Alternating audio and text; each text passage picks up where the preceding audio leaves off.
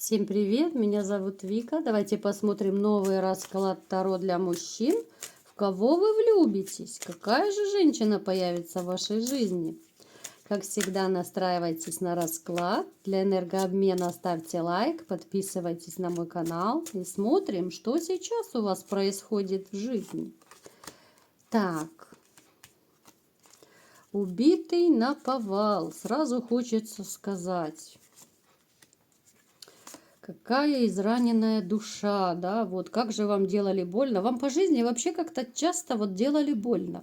И не только женщины. Вот почему-то люди к вам так относятся, знаете, вот то ли они пользуются вашей добротой, какая-то вот, то ли наивность у вас есть, что вас часто по жизни используют. Ну, женщины, конечно, в своем преимуществе. Вы хоть и сильный человек, но женщины вас очень элементарно укращали.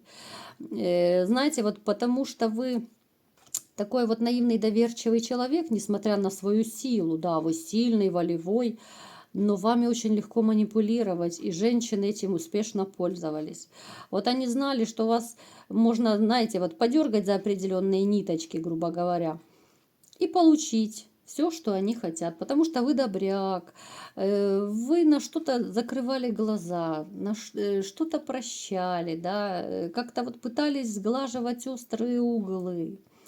Ну, такой вы, знаете, вот светлый, очень солнечный. Вот почему-то у меня такая ассоциация идет, что вы как солнышко вот по жизни хотите всех обогреть, всем помочь, защитить слабых, да, там, может, деньгами кому-то помочь, по работе, где угодно.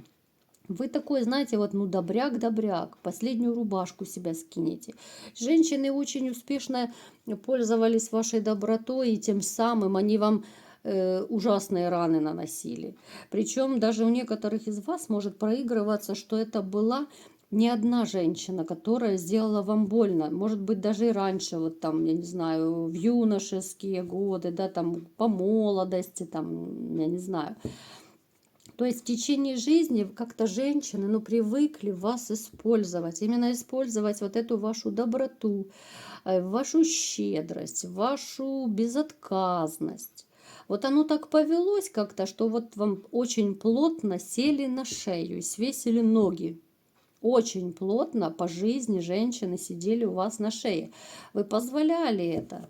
Знаете, как говорят, к нам относятся так, как мы это позволяем. Это касается абсолютно всех. Я сейчас говорю и для женщин, это и для мужчин, потому что, что самое интересное, мой канал, я смотрю, начали смотреть и женщины все больше.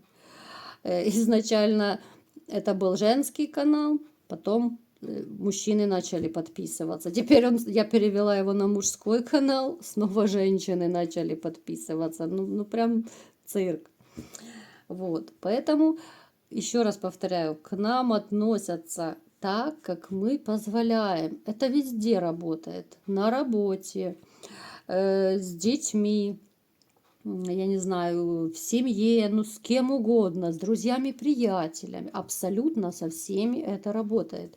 В один раз позволили унизить себя, либо оскорбить. Сделают это и второй раз, и пятый, и десятый. Это 100%. Потому что вы это позволили. Понимаете, вот сейчас небольшое такое отступление сделаю, психологическое, опять же, да, потому что я считаю это очень важно. Послушайте меня внимательно. Если вы по жизни позволили хоть один раз человеку, любому человеку, поднять на вас голос, он поднимет второй, потому что вы не отреагировали. Вы позволили унизить, оскорбить, все что, ну и так далее, да, вот какие-то гадости делать. Человек сделает и второй, и пятый, и десятый раз. Понимаете? Если же, смотрите, если вот, к примеру, человек вас оскорбил, да, сказал, может быть, грубое слово, или даже просто поднял голос на вас, да, в ответ не обязательно кричать, там, руками махать, нет. Вы просто спокойно говорите, что не надо со мной разговаривать таким тоном. Вы серьезно говорите, да, вот таким вот строгим тоном. Я не позволяю никому с собой разговаривать таким тоном. То есть вы осадили сразу человека, да? И человек понимает, что с вами так нельзя. В следующий раз он 100 раз подумает, повышать на вас голос или нет. И это работает. И так везде. Это я такой маленький пример привела. Это может быть все, что угодно, да, потому что, ну, как правило, ну, в семье больше так, наверное, садятся на шею. Больше всего это наши дети, наши половины, да, когда начинается все. Вот подумайте, проанализируйте. Вот все начинается, все проблемы с малого. Сначала голос поднял, потом еще как-то, да, и люди вот отдаляются, вот такая постепенная пропасть, охлаждение идет. Мы это позволяем, мы это не прорабатываем, мы не обсуждаем это в отношениях, да. Поэтому не позволяйте, еще раз говорю.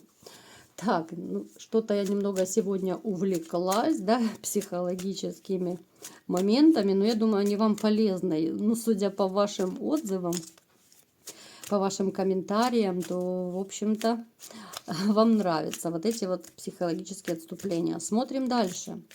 Что у вас еще происходит в жизни? Ну, посмотрите, вот из расклада в расклад просто выпадает. Вы император, вы сильный, вы властный, надежный, хоть и с такой израненной душой, да, хоть вы и добряк, но вот как мужик, вот есть ваш такой вот стержень, да, вот стержень.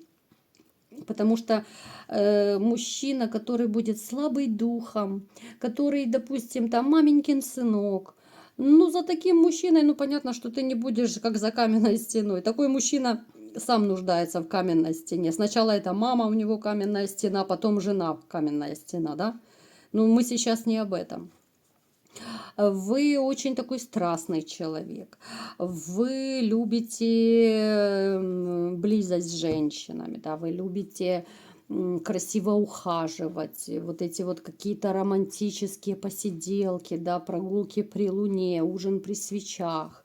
Ну, то есть вы очень романтичный человек, очень романтичный, но еще раз повторю, с израненной душой. Вы это все делали, вы делали в прежних отношениях, но это не оценилось. И сейчас вы боитесь просто как-то вот уже вступать в новые отношения. Я на данный момент не вижу у вас женщины, которая бы вот смогла вас покорить по новой, да, вот вселить какую-то новую любовь в ваше сердце, да, вот как-то вы особо не открываете, знаете, как будто вы вот закрыли свою душу на замок, а открыться боитесь, вот открыть душу вы боитесь. Итак, смотрим. Кого же все-таки вы влюбитесь? Что же будет дальше в ваших отношениях? Так.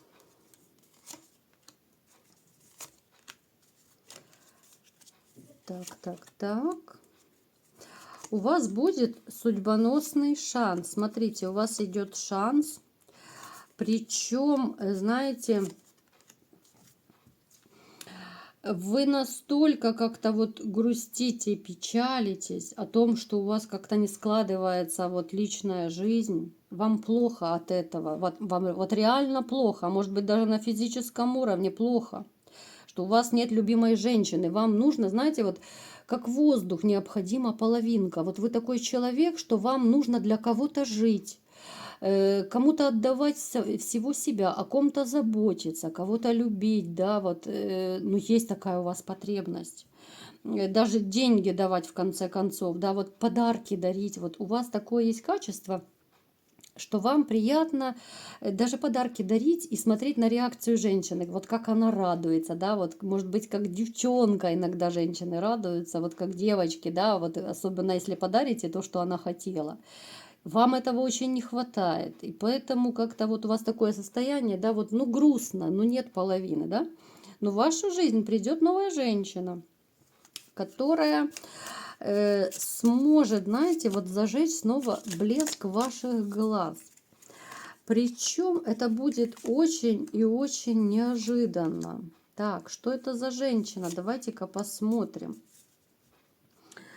Она у нас выпала тоже императрицей, а соответственно, это женщина не серая мышка, это сильная, уверенная в себе, ухоженная, красивая женщина, которая знает, чего она хочет от этой жизни, она требовательна к окружающим, да, она очень любит пунктуальность, порядочность какую-то, у нее не забалуешь, что называется, серьезная такая дама, вот у нас закрытая карта выпала, да, она пытается немного вот скрыться, эта дама от вас, да, вот Вселенная, да, вот через закрытую карту она нам показала, что вот реально это должен быть сюрприз для вас какой-то. Вот эта вот женщина должна появиться, вот, ну, как сюрприз, поэтому я сильно углубляться не буду, чтобы реально вот был такой вот подарок небес для вас, да.